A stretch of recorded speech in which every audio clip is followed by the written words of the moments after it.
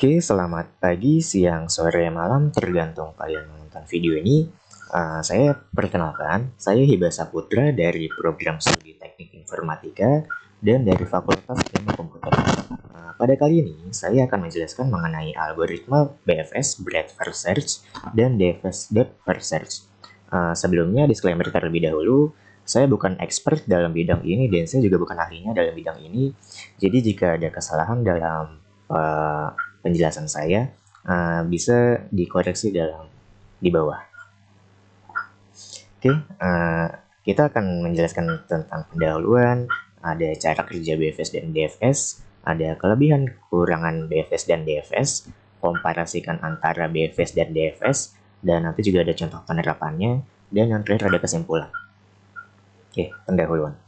BFS atau Breadth First Search dan DFS Depth First Search merupakan fondasi penting di dunia pemrograman dan teori graf. Dalam konteks mata kuliah Artificial Intelligence atau AI, BFS dan DFS memiliki relevansi yang besar karena kedua algoritma ini merupakan bagian penting dari pemodelan serta pemecahan masalah dalam bidang AI. Mereka digunakan untuk menjelajahi struktur data seperti graf yang sering digunakan dalam representasi pengetahuan, perencanaan, pemecahan masalah, dan lain-lain. Dalam konteks AI, BFS dan DFS tidak hanya sekedar algoritma untuk pencarian, melainkan salah satu fondasi penting dalam memahami, menganalisis, dan mengambil keputusan dalam lingkungan yang kompleks dan tidak pasti. Mereka membantu AI untuk memodelkan pengetahuan, mencari solusi yang optimal, dan membuat keputusan yang cerdas dalam berbagai aplikasi yang melibatkan pemrosesan data dan pengetahuan. Lalu selanjutnya ada cara kerja BFS.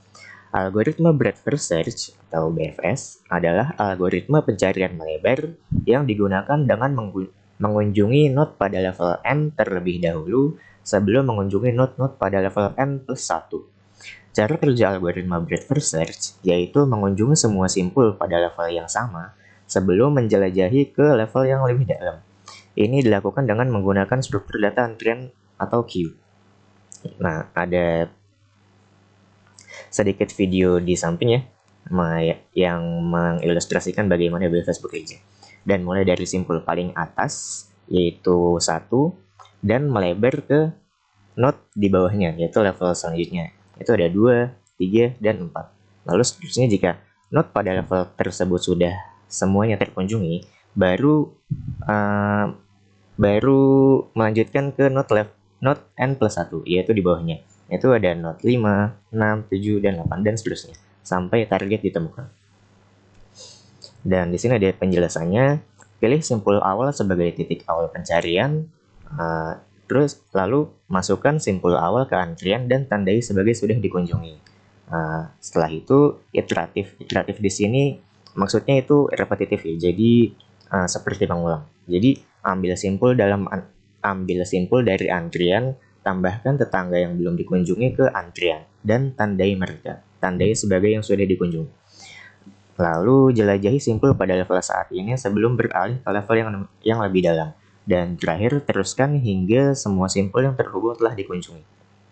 Oke, lalu cara kerja DFS. Tadi kan DFS. Algoritma Depth First Search atau DFS adalah algoritma pencarian mendalam yang dimulai dari node awal dilanjutkan dengan hanya mengunjungi node anak paling kiri pada tingkat selanjutnya. Cara kerja algoritma Depth First Search yaitu dengan mengeksplorasi sejauh mungkin ke dalam setiap cabang graf sebelum kembali dan menjelajahi cabang lainnya.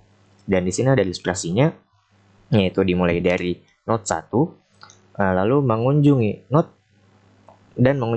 child dari node 1 tersebut ya, yang posisinya ada di paling kiri, yaitu node 2. Dan node 2 itu akan dijadikan parent selanjutnya, dan langkah selanjutnya akan mencari child dari node 2 tersebut, yaitu 3. Dan setelah node 3 dan setelah node di paling kiri itu habis, baru mengunjungi node di sebelahnya, yaitu node 4. Dan selanjutnya sampai target ditemukan. Oke, di sini ada penjelasannya. Yang pertama, pilih simpul awal sebagai titik awal pencarian, lalu telusuri jalur sejauh mungkin ke bawah sebelum kembali dan menjelajahi jalur lain. Setelah itu, berfokus pada penelusuran kedalaman yang lebih dalam sebelum menjelajahi cabang lain. Dilakukan secara rekursif atau mengulang dengan struktur data stack untuk melacak dan kembali ke simpul sebelumnya. Lalu pastikan simpul yang sudah dikunjungi tidak dijelajahi lagi dengan menandai mereka sebagai node yang sudah di-visit, yang sudah dikunjungi. Dan yang terakhir, proses akan terus berlanjut hingga seluruh graf dijelajahi. Nah, di sini ada kelebihan dan kekurangan BFS. Kelebihannya, jalur terpendek. BFS akan menemukan jalur terpendek jika semua edge memiliki bobot yang sama, karena ini menelusuri simpul-simpul pada level yang lebih dangkal terlebih dahulu. Edge itu yang menghubungkan antara node 1 dan node lainnya, yang garis itu. Terus yang kedua kelebihannya, pencarian optimal. Memastikan solusi yang ditemukan adalah solusi optimal karena mengeksplorasi simpul-simpul pada level yang lebih dangkal sebelum menyelidiki level yang lebih dalam. Terus yang ketiga, deteksi siklus. Lebih baik dalam mendeteksi siklus pada graf karena cara kerjanya yang berbasis level. Terus ada kekurangan dari BFS itu sendiri, yaitu ruang memori yang besar. Membutuhkan ruang memori yang signifikan karena harus menyimpan informasi tentang semua simpul pada level yang sedang dijelajahi. Dan lambat pada graf yang dalam. Jika graf sangat dalam, BFS bisa menjadi lambat karena harus mengeksplorasi semua simpul pada level sebelum melanjutkan ke level selanjutnya. Lalu ada kelebihan dan kekurangan dari DFS. Kelebihannya yaitu efisien dalam penggunaan memori. Membutuhkan ruang memori yang lebih sedikit karena hanya perlu menyimpan informasi tentang jalur yang sedang dijelajahi. Dan yang kedua, cocok untuk graf yang dalam. Lebih cepat pada graf yang sangat dalam karena cara kerjanya yang vertikal. Dan kekurangannya tidak menjamin solusi optimal. Tidak selalu menemukan solusi optimal karena cenderung menjelajahi jalur ke dalam sebelum kembali dan mengeksplorasi jalur lain. Nah, ini akan dijelaskan pada contoh penerapannya nanti. Terus yang kedua, tidak cocok untuk pencarian terpendek. Tidak selalu menemukan jalur terpendek. Bisa saja menemukan jalur yang lebih dalam terlebih dahulu. Lanjut, ada komparasi antara BFS dan DFS. Penggunaan memori. BFS membutuhkan lebih banyak ruang memori karena harus menyimpan semua simpul pada level yang sedang dijelajahi. Kompleksitas memori umumnya O dalam kurung V karena harus menyimpan seluruh simpul. DFS membutuhkan sedikit ruang memori karena hanya perlu menyimpan jalur yang sedang dijelajahi. Kompleksitas memori umumnya O dalam kurung V jika menggunakan rekursif dan O dalam kurung H jika menggunakan stack. H di sini adalah kedalaman maksimum stack. Dan waktu kompleksitas. Dari BFS, kompleksitas waktu BFS juga O dalam kurung V plus A, tetapi dapat menjadi lambat pada graf dengan banyak simpul pada level yang dangkal. DFS secara umum memiliki kompleksitas waktu O dalam kurung V plus A, di mana V adalah jumlah simpul vertikal dan E adalah jumlah edge dalam graf. Namun bisa menjadi lambat pada graf dengan cabang yang dalam. Lalu pencarian jalur pathfinding. BFS menjamin menemukan jalur terpendek jika semua edge memiliki bobot yang sama. Cocok untuk pencarian jalur terpendek atau solusi optimal pada graf dengan bobot seragam. DFS tidak selalu menemukan jalur terpendek, namun dapat menemukan jalur yang lebih dalam terlebih dahulu. Bisa digunakan untuk menemukan jalur alternatif atau untuk deteksi siklus. Nah, kita akan memulai penjelasan mengenai contoh penerapan studi kasus. Di sini saya mengambil contoh kasus dari mencari rute dari kota A ke kota F menggunakan algoritma BFS dan DFS. Ini peta fiksi ya. Jadi saya bikin sendiri jika memang tidak masuk akal atau bagaimana, dan mohon dimaafkan. Oke.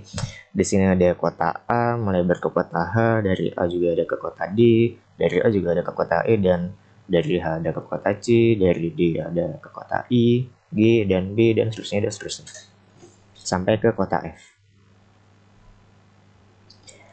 Pertama, kita akan menggunakan algoritma BFS terlebih dahulu. Algoritma breadth first search adalah algoritma pencarian melebar yang dilakukan dengan mengunjungi node pada level n terlebih dahulu sebelum mengunjungi node-node pada level n plus 1. Ini saya ulang kembali ya. Dalam menyelesaikan kasus ini, perlu untuk menggambarkan graf di slide sebelumnya, ya yang peta ini nih. Graf di slide sebelumnya dalam bentuk tree. Dan tree di sini yang saya gambar yaitu ini. Dari A ada ke H, dari H ke C, J, dan di node sebelahnya ada dari A ke D, I, G, B, dan seterusnya. Node paling kiri dimulai dari H, lalu berurutan ke D dan E. Oke, lanjut penjelasannya. Pada pencarian pertama, kita akan mengunjungi node child dari A yang posisinya terletak di paling kiri, yaitu H. Lalu melebar ke tetangganya, yaitu D, dan melebar lagi ke E. Lalu di pengecekan di level kedua, yaitu dimulai dari childnya dari node H, yaitu C, dan melebar ke tetangganya, yaitu ada I, dan melebar ke G, B, dan B lagi. Terus di pengecekan di level ketiga, turun ke bawahnya ada child dari node C, yaitu J, dan melebar ke F, yaitu target ditemukan. Dan pencarian rute dengan BFS yaitu dengan mengecek setiap level mulai dari level N atau level 1, baru dilanjutkan ke level N plus 1 hingga target atau goalnya ditemukan. Meski demikian, yang dihitung pada akhirnya bukanlah jarak yang ditempuh selama mencari target, namun rute yang dipilih adalah rute yang terhubung ke target, yaitu A, D, G, F. Itulah penjelasan kenapa BFS itu memungkinkan untuk mencari rute paling pendek jika dibandingkan dengan DFS. DFS akan gitu. Oleh karena itu, BFS membutuhkan banyak memori untuk menyimpan semua simpul dalam satu pohon, dan ini menjadi salah satu kekurangan BFS. Karena emang pencariannya melebar ya, jadi hampir setiap node harus dikunjungi terlebih dahulu sampai targetnya itu ditemukan. Jadi kan itu akan membutuhkan memori yang lebih banyak. Itu kekurangannya. Dan dari hasil pencarian di atas, di samping di slide sebelumnya, maka ditemukan jarak yang dipilih dari kota A ke kota B, ke kota F dengan menggunakan algoritma BFS adalah sebagai berikut. Path-nya yaitu dari kota A ke D, ke G, dan ke F. Dan path minusnya yaitu 20 plus 30 plus 50. Jadi total dari kota A ke F menggunakan algoritma BFS yaitu 105 km. Lanjut ke menggunakan algoritma DFS. Algoritma Depth First Search adalah algoritma pencarian mendalam yang dimulai dari node awal dilanjutkan dengan hanya mengunjungi node paling kiri pada tingkat selanjutnya.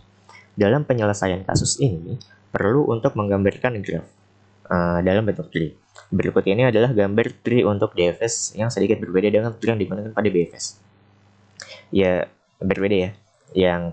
Yang tree pada algoritma BFS tadi, saya hanya mencantumkan sampai 3 level, yaitu dari HCG dan tidak ada level selanjutnya.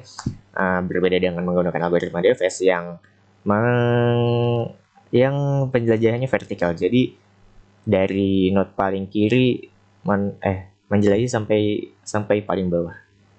Jadi ya sedikit berbeda dengan DFS. Lalu ada penjelasannya dari node A, child paling kiri akan diutamakan. Dari child dari node A kan H, node paling kiri yaitu H. Dan H akan menjadi parent yang baru. Dan selanjutnya menuju ke child dari H yaitu C, dan C menjadi parent yang baru. Seperti sebelumnya, proses repetitif mengulang menuju ke child C menjadi parent yang baru. C menjadi parent yang baru dan